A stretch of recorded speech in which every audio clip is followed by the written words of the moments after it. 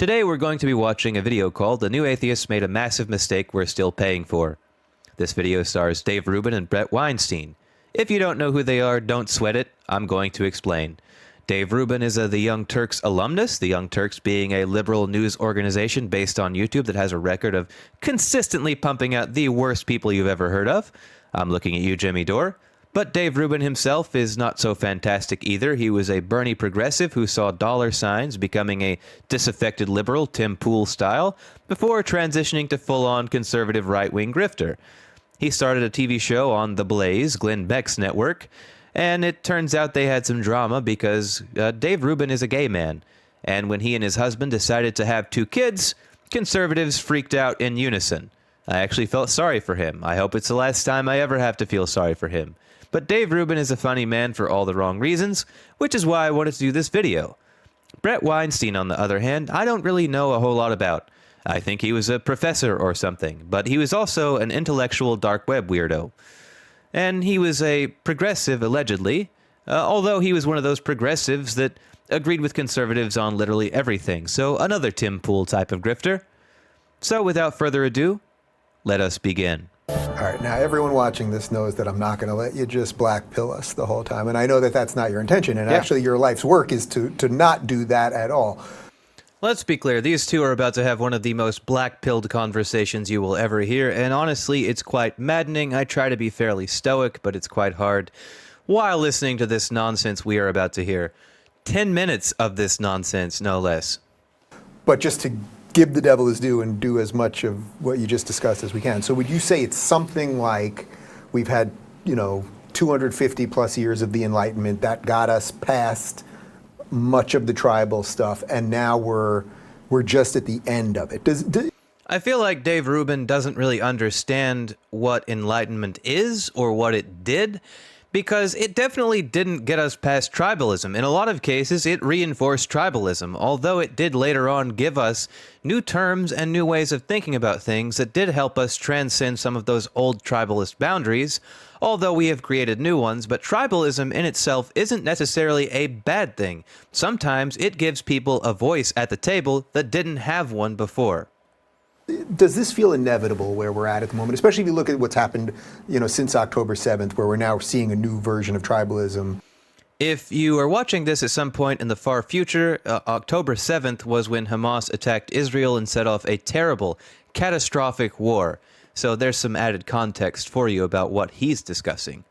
Burst forth. Does it seem like the obvious end of Enlightenment liberalism? Unfortunately, something that guys like you and I tried to defend very hard before it was cool. They are not Enlightenment liberals. These are populist conservatives, the exact opposite of Enlightenment liberalism.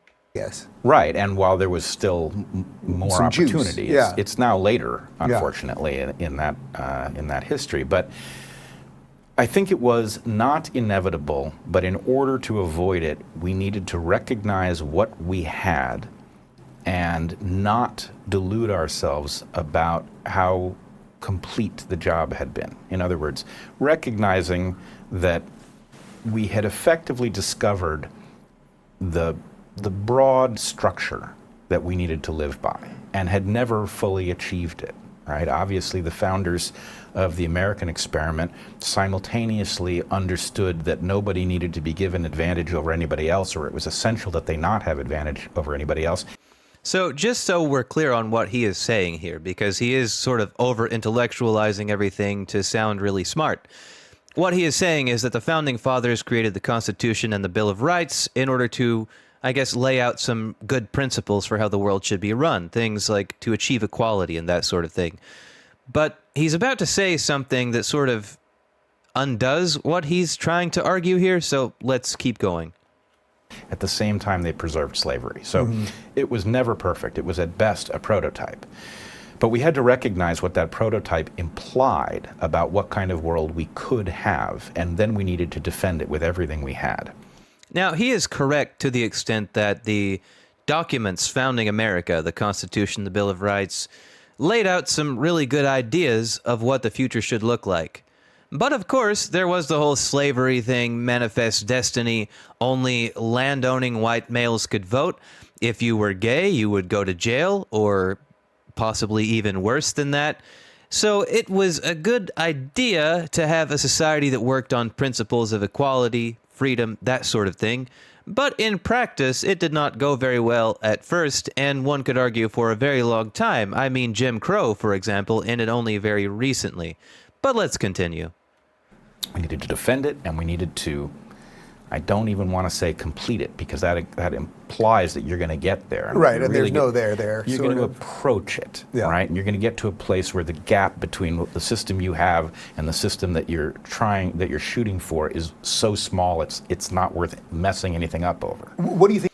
See, though, he's not entirely wrong. Like, if we're talking about how society should evolve over time, it's pretty obvious that something like the Constitution or the Bill of Rights should be living documents, that we should adjust things as we go on to create a more just and fair society. Now, the problem comes in when they're about to argue against exactly that.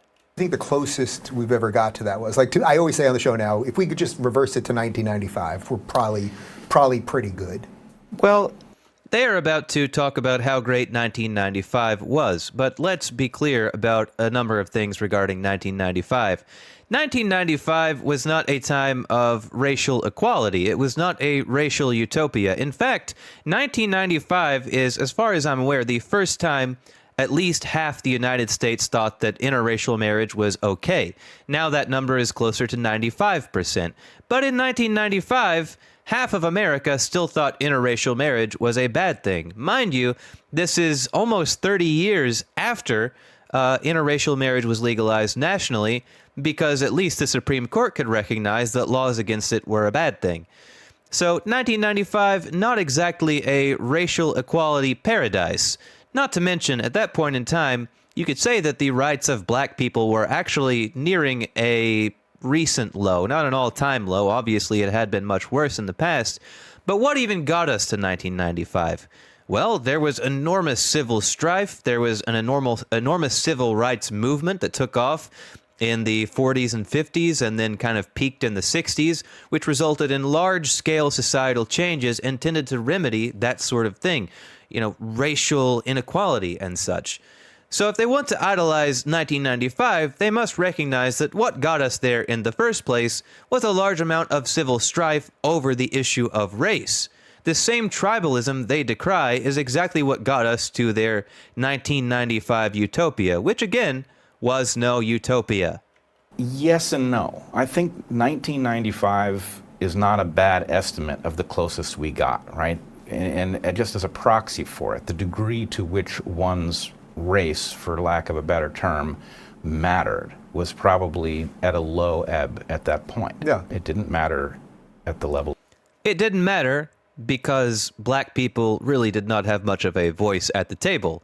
In fact, a lot of minority groups did not have a voice in the table. You could argue that 1995 was in fact a low ebb for people having voices at the table, which is the world they want to return to, as they're about to make completely clear. Of zero. It mattered, right? And certain races mattered more than others. But everybody understood, all of the decent people understood, that it was desirable to have a world in which everybody had access to the market. Nobody was barred because of where they came from. And we have now lost touch with that, obviously. We've embraced the idea that nothing matters more. And of course that is going to produce a revival of all of the ancient. I have tried and tried and tried, but I cannot for the life of me parse exactly what it is he is trying to say here. Rivalries and a bunch of new ones, and it just doesn't look survivable. And what's more, I think if you could just simply teleport everybody for a couple of days into the future that they are toying with delivering us all to, they would recognize instantly that the loss that they were contemplating was just unthinkable.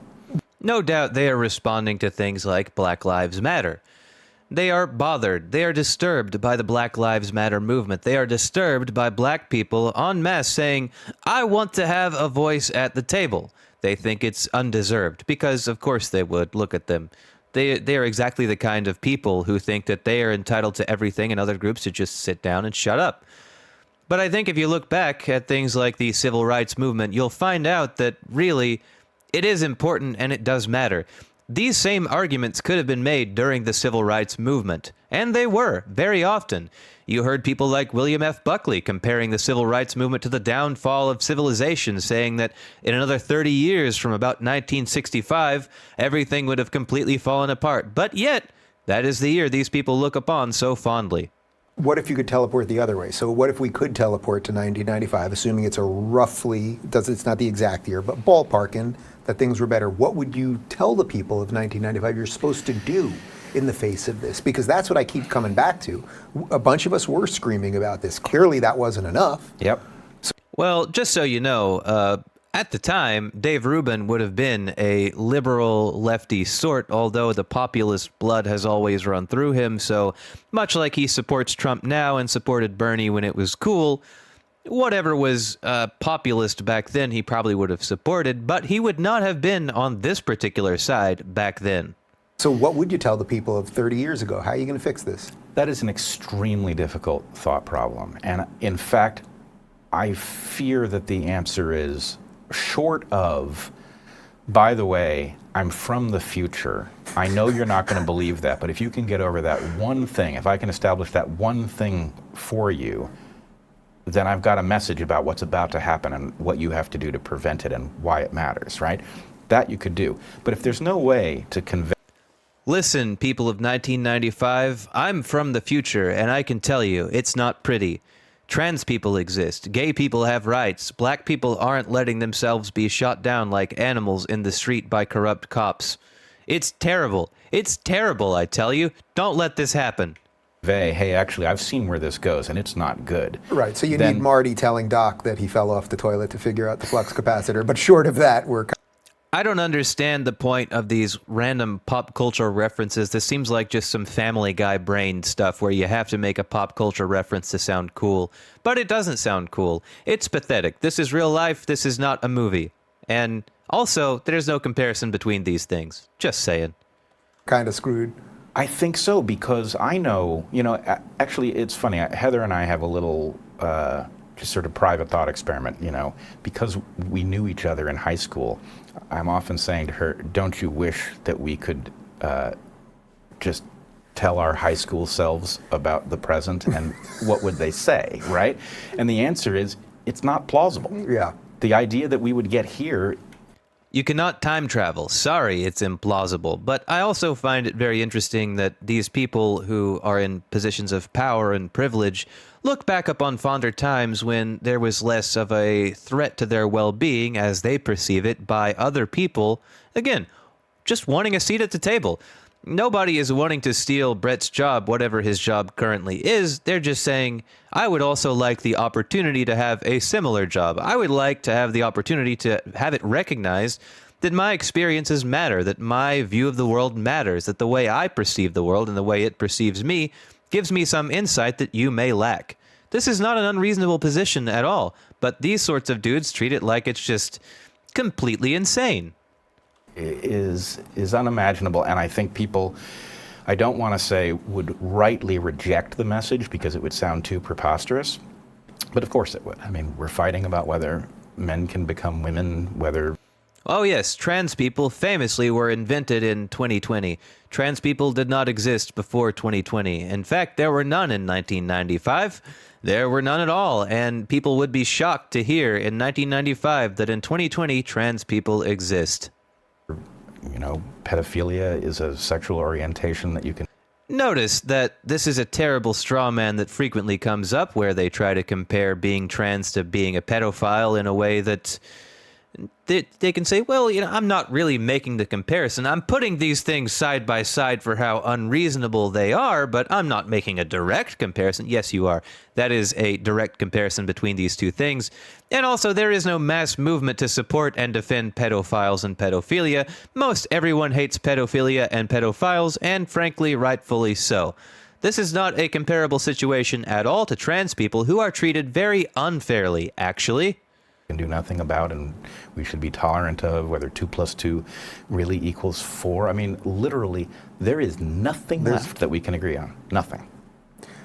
So short of being able to prove that you were from the future, is there anything in retrospect that we could have done?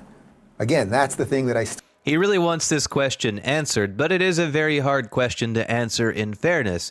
If you were to go to the past and inform the past about the future and figure out how you could make it better, that's a really hard question. I could think of a few things if you gave me long enough, but maybe Dave Rubin should have mentioned this beforehand so Bret Weinstein didn't seem so on the spot about the whole thing.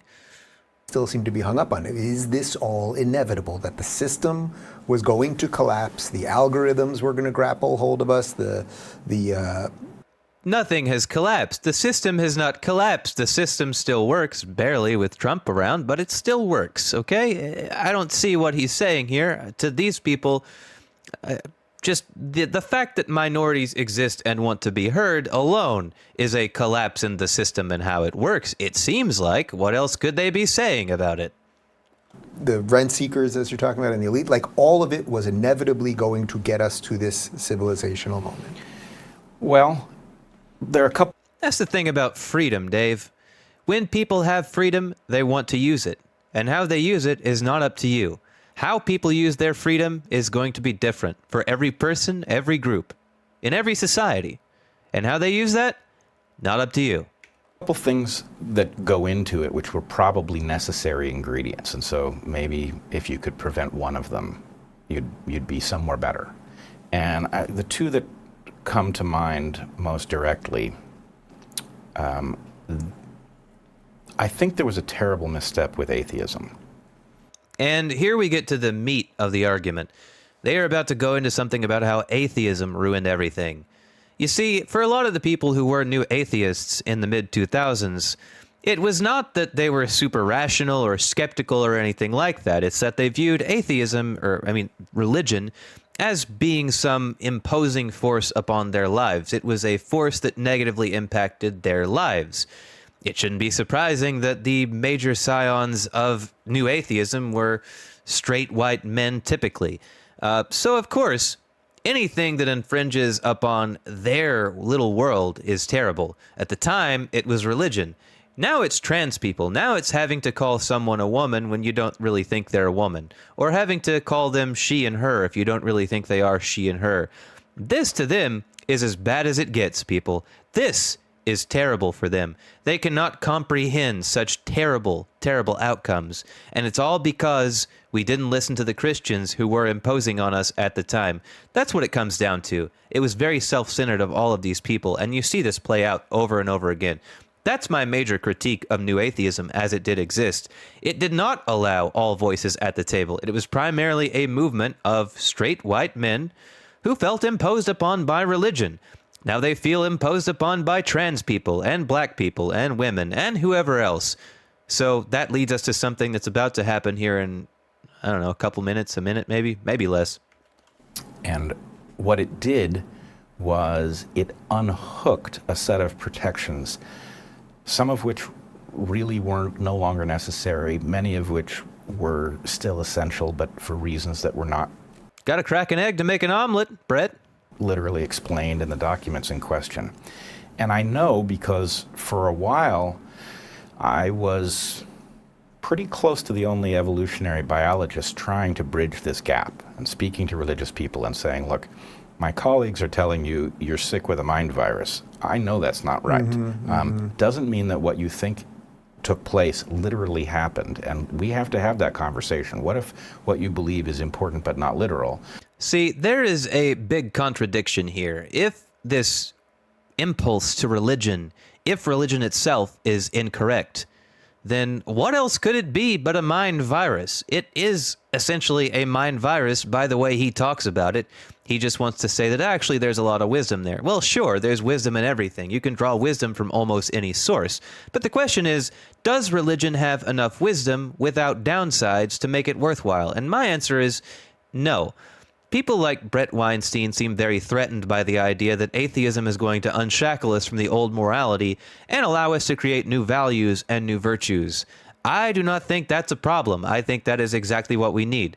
Yes, you cannot simply just throw out all of the old wisdom. Some things do matter. Some thoughts are important. For example, Jesus had some pretty good ideas sometimes. You can't just disperse with those entirely, and I wouldn't expect to. But I do think that this man is somewhat overstating the case for the importance of religion, because you can point to all the good things it has, but also realize it has been very bad for a whole lot of people.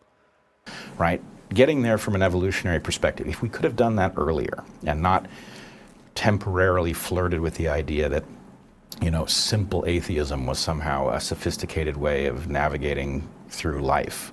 What exactly is simple atheism? If simple atheism is defined as being just the sense that there is no God, therefore everything goes, well, I might be inclined to agree, which is why I suggested, as Nietzsche would have suggested, new values, building them ourselves, creating a new set of values for a new society, a new way of thinking, a new way of living. But most notably, I find it very interesting that societies which are a lot more atheistic than our own have not completely fallen apart to rubble. There are plenty of them and they work pretty well. Think about Japan, for example. They have a lot of traditional wisdom, but they're not really religious in the same sense that Americans are, and they are fine. So clearly, it's an us problem, and I think the us problem comes from just how puritanical and fundamentalist we are as a people, how religious we have always been as a people. It's a problem that, in a lot of cases, people who are atheists now, I don't know if Bret Weinstein is, but he may be, they tend to see the world in a very perplexing sort of way. They kept a lot of the Christian ideas, but just said, well, maybe it's not literal, maybe it's not real in a concrete empirical sense, but it has value. They are essentially Christian moralists, just with like an atheist veneer, more or less. That's how I take it. You may disagree. That's fine. Mm-hmm. Then maybe we could have, maybe those people who had long-standing traditions that contained wisdom that might have prevented this would have had more power when it mattered. I really think that's a possibility. So you must be pleased then in that there doesn't seem to be much of an atheist movement left in America. I don't know if pleased is the right word, but... So this is a very interesting thought here, the idea that there isn't much of an atheist movement left in America, because there's plenty of atheists out there doing exactly the same work. I am certainly one of them. I'm a nobody, but I'm certainly one of them. There are plenty of them out there.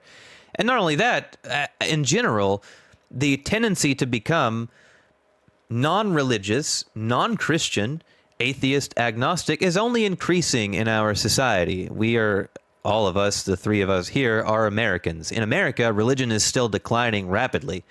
And it may be even speeding up at this point, as was seen in other countries like the UK and Australia and Canada.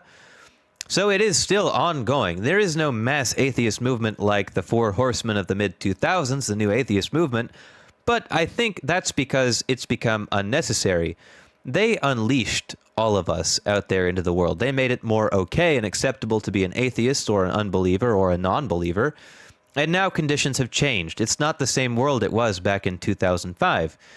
We have a much larger set of non-religious people in America, and so, of course, the character of the movement changed.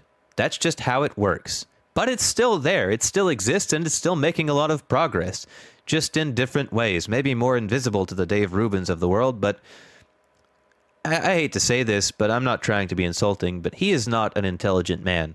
He misses a whole lot and falls for a whole lot, so he's probably just seen these narratives online from Christians about how atheism is in decline and just goes with it. But he is wrong, and they are wrong. Atheism is not in decline. It's still picking up speed. In fact, you don't need a Richard Dawkins or a Sam Harris or a Christopher Hitchens to have that outcome. You just don't. But it does, I think that the Sam Harris, Jordan Peterson debates sort of put an end to that movement in America. As they should have, but yeah. I'm not thrilled with what I'm seeing replace it. And I think there's let's put it this way.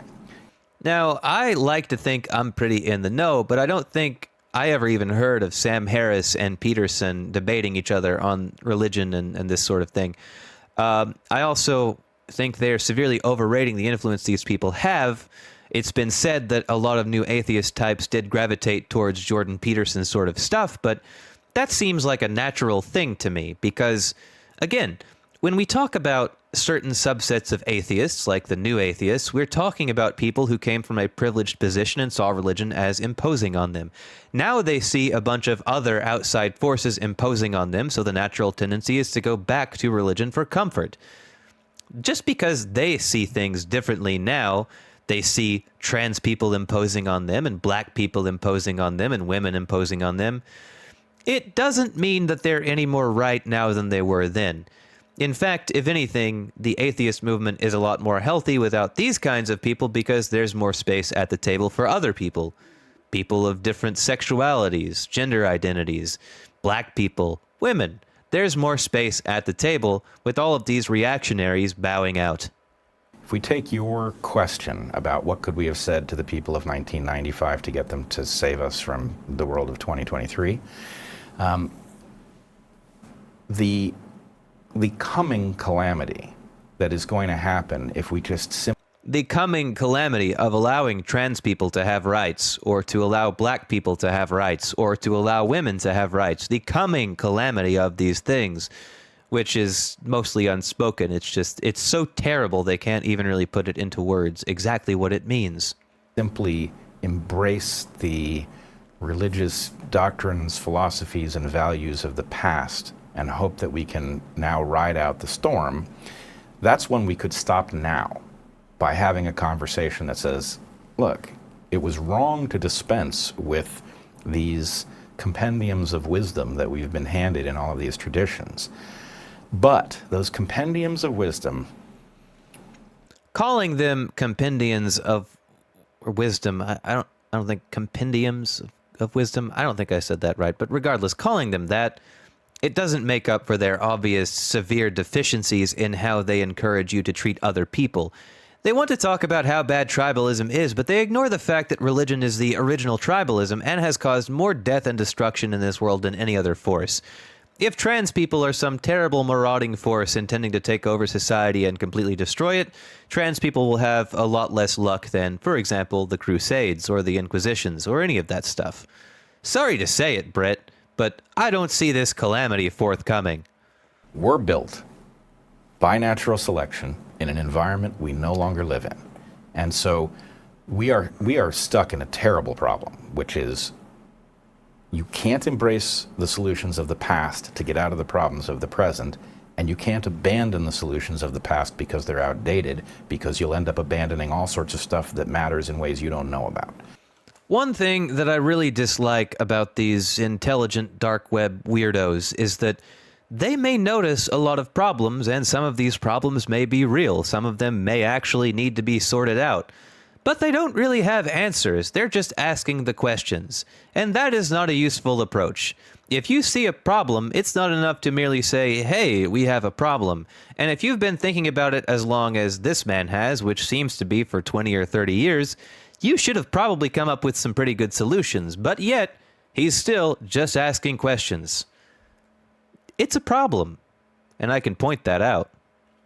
So that is, I don't want to candy coat it. Yeah. There's no simple solution to that that doesn't involve repeatedly injuring ourselves as a civilization as we discover which fraction of those traditions is still relevant, which fraction has become toxic and inappropriate, what it should be replaced with. That's a very long-term puzzle that you can only solve if you're careful about it. There's no solution you can deliver in the present and say, here's the subset of those traditions that's still relevant, here's the part that needs to be replaced, here's what it needs to be replaced with. That's an evolutionary process that's going to do it. If you're looking... So anyway, that's definitely one of the most maddening and terribly annoying discussions that I have had the misfortune of hearing. Two people saying mostly nothing for a long period of time, referring to calamities they don't really elucidate on, referring to all of these terrible things like trans people existing and black people and women having a seat at the table in very vague and broad terms as to not attract too much controversy. They offer no solutions. They have only questions, and not great questions. I also am quite annoyed with Bret Weinstein here because he tends to just try to sound really smart. But to me, it's not really smart if you know how to state a very obvious problem in a very winding, sort of labyrinthian way. You want to be very on point about these things if you intend to make a point. It doesn't really help to have all this fancy stuff and make it sound very fancy, but not actually have solutions. It seems like the game is confusion more than anything. They want to sound smart. Dave Rubin, not so good at it. Bret Weinstein, fairly good at it, until you realize he's not saying much of anything at all. And frankly, I don't understand what makes people like this so popular, really. Jordan Peterson does a lot of the same stuff, but at least for him, you can say he is qualified enough in the sense that he does propose solutions, albeit very insane ones. Bret Weinstein seems very short on solutions. So I hope you enjoyed watching this maddening video as much as I did not. I hope to never see a video like this again, but I'm sure I'll see plenty like it. So I guess that's all we have. Just maddening, isn't it? Just maddening.